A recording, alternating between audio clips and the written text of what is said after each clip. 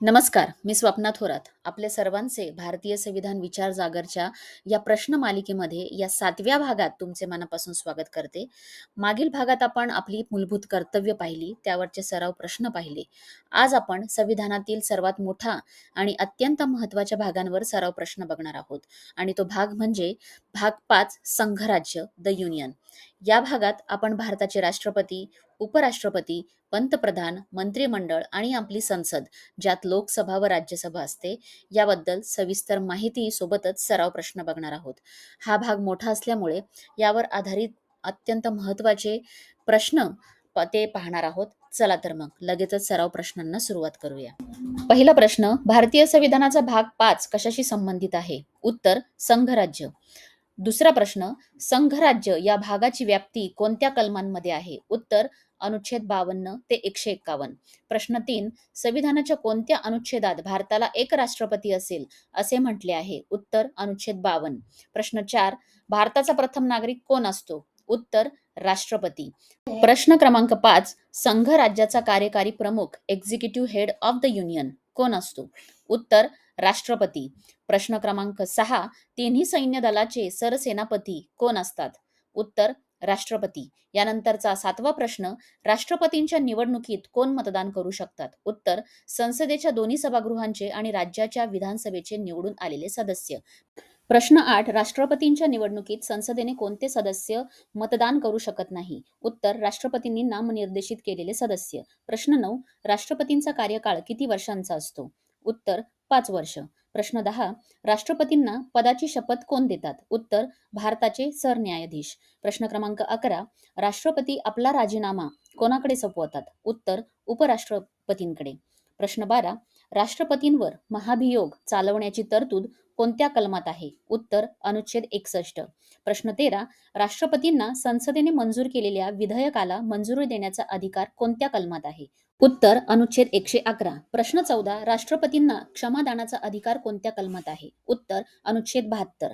प्रश्न 15, राष्ट्रपतींचा अध्यादेश काढण्याचा अधिकार कोणत्या कलमात आहे? उत्तर, अनुच्छेद 123. प्रश्न 16, राज्यसभेवर राष्ट्रपती किती सदस्यांची नियुक्ती करतात? उत्तर, 12 सदस्य. प्रश्न 17, राष्ट्रपती लोकसभेवर किती अँग्लो इंडियन सदस्यांची नियुक्ती करू शकत होते, जी आता रद्द झालीये? उत्तर, 2 सदस्य. प्रश्न 18, भारताच्या पहिला महिला राष्ट्रपती कोण होत्या? उत्तर, प्रतिभाताई पाटील. प्रश्न 19, भारताच्या पहिल्या आदिवासी महिला राष्ट्रपती कोण आहेत?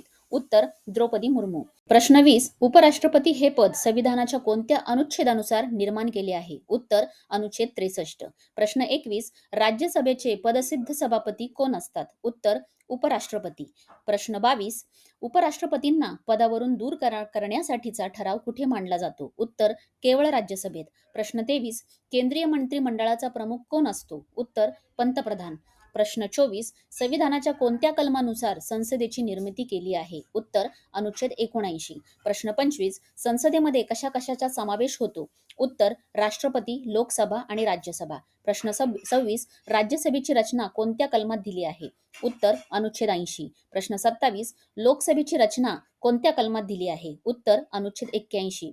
प्रश्न क्रमांक 28, राज्यसभेची जास्तीत जास्त सदस्य संख्या किती असू शकते? उत्तर, 250. प्रश्न 29, सध्या राज्यसभेत एकूण किती सदस्य आहेत? उत्तर, 245. प्रश्न 30, राज्यसभेचा कार्यकाळ किती वर्षाचा असतो? उत्तर, राज्यसभा हे कायमस्वरूपी सभागृह आहे जे कधीही विसर्जित होत नाही. प्रश्न 31, राज्यसभेच्या एका सदस्याचा कार्यकाळ किती वर्षाचा असतो? उत्तर, 6 वर्ष. प्रश्न 32, राज्यसभेचे दर 2 वर्षांनी किती सदस्य निवृत्त होतात? उत्तर, 1/3 सदस्य. प्रश्न 33, राज्यसभेचा सदस्य होण्यासाठी किमान वय किती असावे लागते? उत्तर, 30 वर्ष. प्रश्न 34, लोकसभेची जास्तीत जास्त सदस्य संख्या किती असू शकते? उत्तर, 550. प्रश्न 35, सध्या लोकसभेत एकूण किती सदस्य आहेत? उत्तर, 543. प्रश्न 36, लोकसभेचा सर्वसाधारण कार्यकाळ किती वर्षांचा असतो? उत्तर, 5 वर्ष. प्रश्न 37, लोकसभेचा सदस्य होण्यासाठी किमान वय किती असावे लागते? उत्तर, 25 वर्ष. प्रश्न 38, संसदेचे कनिष्ठ सभागृह कोणते आहे? उत्तर, लोकसभा. प्रश्न 39, संसदेचे वरिष्ठ सभागृह कोणते आहे? उत्तर, राज्यसभा. प्रश्न 40, लोकसभेचे कामकाज कोण चालवते? उत्तर लोकसभेचे अध्यक्ष स्पीकर. प्रश्न 41, लोकसभेचे पहिले अध्यक्ष कोण होते? उत्तर वा मावळकर. प्रश्न क्रमांक 42, लोकसभा अध्यक्षांची निवड कोण करते? उत्तर लोकसभेचे निवडून आलेले सदस्य. प्रश्न 43, धनविधेयक केवळ कोणत्या सभागृहात मांडले जाऊ शकते? उत्तर केवळ लोकसभेत. प्रश्न 44, एखादे विधेयक धनविधेयक आहे की नाही हे ठरवण्याचा अंतिम अधिकार कोणाचा असतो? उत्तर लोकसभेच्या अध्यक्षांचा. प्रश्न 45, संसदेचे संयुक्त अधिवेशन बोलवण्याचा अधिकार कोणाचा आहे? उत्तर राष्ट्रपतींचा.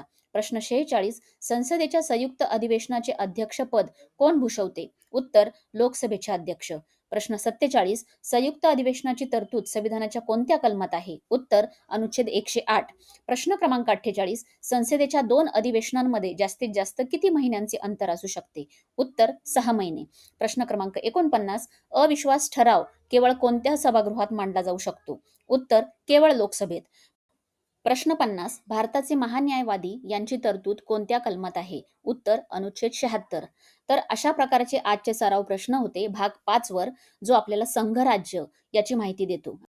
तर आजचा हा भाग तुम्हाला निश्चितच आवडला असेल आणि आजचे हे सराव प्रश्न निश्चितच तुमच्या स्पर्धा परीक्षेमध्ये उपयुक्त ठरणार आहेत. तर अशाच सराव प्रश्नासाठी चॅनलला सबस्क्राईब करायला विसरू नका. तर भेटूयात पुढच्या भागामध्ये, जो आपल्याला भाग 6 याची माहिती देणार आहे. तोपर्यंत लक्षात ठेवण्यासारखं एकच वाक्य, ते म्हणजे संविधानाची जाण, समृद्ध राष्ट्र निर्माण. धन्यवाद.